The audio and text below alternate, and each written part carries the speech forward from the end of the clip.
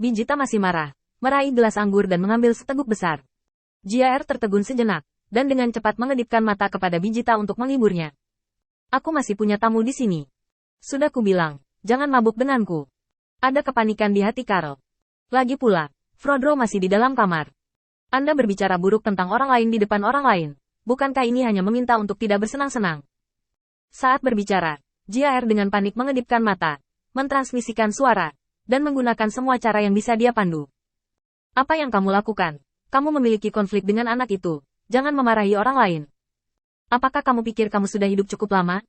Bijita masih marah, dan segera menjatuhkan gelas anggur di tangannya, menatap Karl dengan galak. Aku baru saja mengatakan apa yang terjadi. Anjing itu adalah anjing busuk yang dibesarkan oleh Florelin. Dia pasti telah diberi hadiah oleh Florelin sebelum dia berani lancang di depanku. Untuk apa kamu mengedipkan mata? Sudah kubilang. Aku masih bisa memarahi wanita gila Florelin itu. Jika tidak datang lebih awal hari ini, aku akan mencopot kaki anak nakal bau itu. Begitu dia mendengar ini, Karl tahu bahwa masalah hari ini tidak ada harapan, dan Frodro pasti tidak akan membiarkan Bijita pergi dengan mudah. Dia segera menutup mulutnya untuk menghindari bencana lain. Rekan itu berdoa dalam hati, berharap Frodro tidak menyalahkannya atas tindakannya barusan. Siapa tahu Bijita semakin energik. Kenapa dia Frodro? Saya bisa memegang posisi kapten bahkan jika saya tidak menyebutkan kekuatan saya. Mengapa saya harus tinggal di sini? Dia bahkan tidak memiliki posisi. Dia menggunakan publik untuk keuntungan pribadi. HMPH, setelah kembali ke Mahkamah Agung kali ini, aku pasti akan melapor ke Mahkamah Agung. Dan aku ingin menyingkirkan masalah Frodro secepat mungkin. Kamu tahu bagaimana melindungi benda-benda di sarang ular dan tikus. Hanya karena Florelin adalah saudara perempuannya. Jadi dia melindungi mereka seperti itu. Bijita berkata lebih dan lebih marah melihat Karl tidak menanggapi. Dia menatap Karl dengan curiga. Kenapa kamu tidak berbicara? Kamu tidak seperti ini di masa lalu.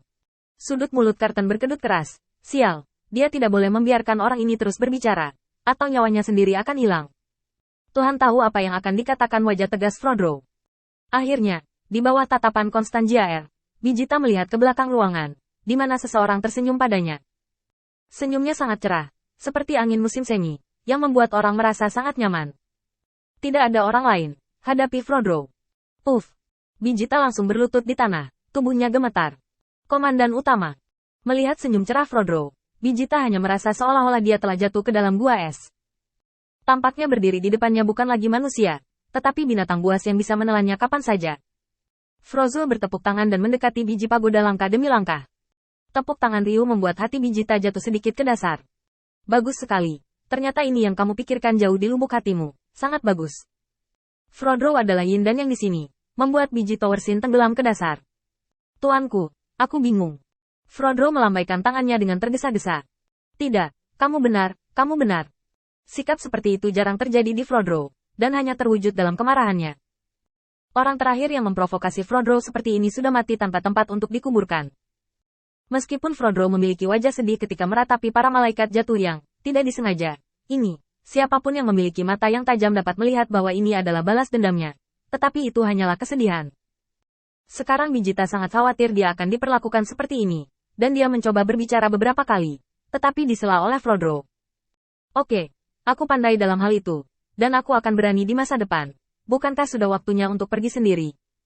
Perkemahan kecilku. Aku khawatir aku tidak akan bisa menampung orang yang begitu kuat sepertimu. Mendengar ini, Bijita panik. Ini untuk mengusir diriku sendiri, jadi aku segera meminta maaf. Dia akan berlutut dan memohon belas kasihan pada Frodro. Tapi Bijita tidak pernah berpikir bahwa kemarahan Frodro meningkat hari ini, dan alasan mendasar untuk berdamai dengannya bukanlah karena kata-katanya, tetapi karena dia merasakan ketidakberdayaan yang mendalam. Saat itu, karena ketakutan di hadapan kekuasaan absolut, dia harus melepaskan identitasnya yang tampak mulia dan melakukan pekerjaan yang tidak berbeda dengan pelayan biasa. Untuk melindungi dua orang yang dikirim, berapapun biayanya, kita harus melindungi keselamatan orang ini. Ini sudah membuat Frodro pusing. Sekarang saya harus memberi Qin Yichen rasa hormat penuh, dan membuat bawahan saya merasa dirugikan, sebagai imbalan atas kepuasan mereka yang di atas. Frodro telah melakukan yang terbaik. Dia telah memikirkan banyak hal dan solusi. Tetapi dia tidak pernah berpikir bahwa pada saat ini, dia tidak dapat melakukan apa-apa. Dia hanya bisa menontonnya dengan tenang. Frodro bahkan melepaskan identitas bangsawannya dan secara pribadi keluar untuk menyelesaikan masalah dan membiarkan Bijita pensiun. Tanpa diduga, pertukaran itu adalah sikap Bijita. Itu membuat Frodro merasa seperti dia menaruh seluruh hatinya pada anjing itu, Sebuah ledakan ketidakpuasan. Melihat Bijita yang terus meminta maaf di depannya, Frodro mendengus dingin. Orang itu adalah penguasa cahaya. Tolong ingatkan itu untukku. Bijita tertegun sejenak. Tuan Cahaya, bukankah seharusnya dia berada di Lin Floating City? Kenapa dia datang ke sini? Tuan, apakah Anda yakin? Menyebut nama Qin Yichen juga sempat menjadi perbincangan hangat di Mahkamah Agung beberapa waktu lalu. Aku tidak menyangka bahwa orang yang bertarung denganku adalah penguasa cahaya. Melihatnya seperti ini, tampaknya sedikit lebih seimbang. Sambil menggaruk kepalanya, ada rasa malu lain di wajah Bijita. Jika ini orang lain, dia masih memiliki pikiran untuk membandingkan, tetapi penguasa cahaya. Lupakan saja, ini adalah seseorang yang bahkan tidak bisa melakukan apapun pada Mahkamah Agung. Jika Lord of Light benar-benar tertarik pada Frodro, bukankah dia akan benar-benar dingin? Aku harus memikirkannya lebih dari menara tiang. Frodro menggeram tidak sabar. Keluar, kamu akan dikurung selama 3 bulan. Jangan biarkan aku melihatmu lagi dalam 3 bulan. Dan jangan bertarung dengan penguasa cahaya. Jika tidak, aku akan memotongmu dengan tanganku sendiri. Bijita akhirnya menunggu hukumannya, mengangguk cepat, dan pergi. Selama Frodro mengatakan apa hukumannya, itu hanya akan berakhir di sini. Dan ini akan berakhir di sini. Dan ini adalah kebaikan Frodro terhadap bawahannya.